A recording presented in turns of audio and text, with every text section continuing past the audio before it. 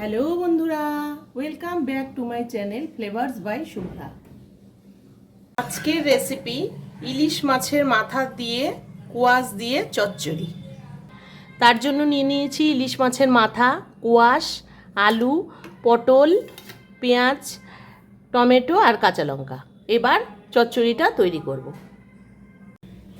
কড়াইতে তেল গরম করে নিয়ে এবার আমি মাছের মাথাগুলোকে ভালো করে ভেজে নেব। ইলিশ মাছের মাথা দিয়ে এই চচ্চড়িটা খেতে খুব সুন্দর হয়। ইলিশ মাছের মাথা আনলেই আমি সেটা রেখে দিই এই রেসিপিটা তৈরি করার জন্য, কোয়াশ দিয়ে আলু দিয়ে চচ্চড়িটা করার জন্য। এবার আমি মাথাগুলো তুলে নিচ্ছি। ওই তেলেই আরও কিছুটা তেল দিয়ে কালো জিরে সম্বার দিয়ে দেব। এবার দিয়ে দেব পেঁয়াজ কুচি, কাঁচা লঙ্কা কুচি।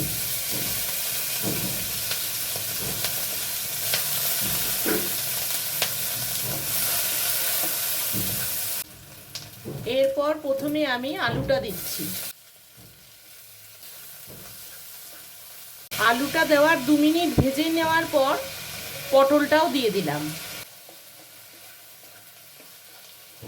এবার দিয়ে দিচ্ছি কোয়াশটা। এখন স্বাদ মতো লবণ আর হলুদ গুঁড়ো দিয়ে দেব।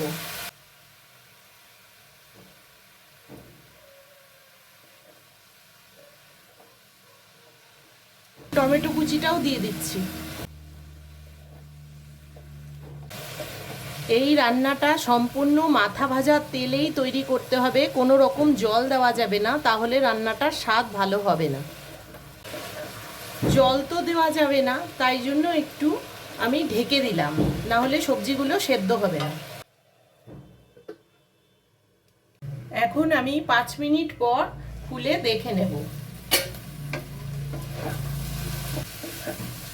কোয়াশ আলুটা সেদ্ধ হয়েছে নাকি ভালো করে দেখে নিতে হবে।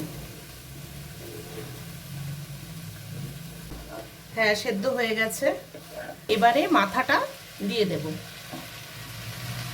মাথাটা দিয়ে আবারও কিছুক্ষণ ঢেকে দেব। ফিরে আসছি 5 মিনিট পর, দেখে নেব কেমন হয়েছে। হ্যাঁ, রান্নাটা কমপ্লিট হয়ে গেছে। এবারে আমি তুলে নেব। তোমাদের যদি এই রান্নাটা ভালো লেগে থাকে তাহলে ভিডিওটিকে লাইক শেয়ার করো, চ্যানেলটিকে সাবস্ক্রাইব করো। এবার আমি রান্নাটা তুলে নেব।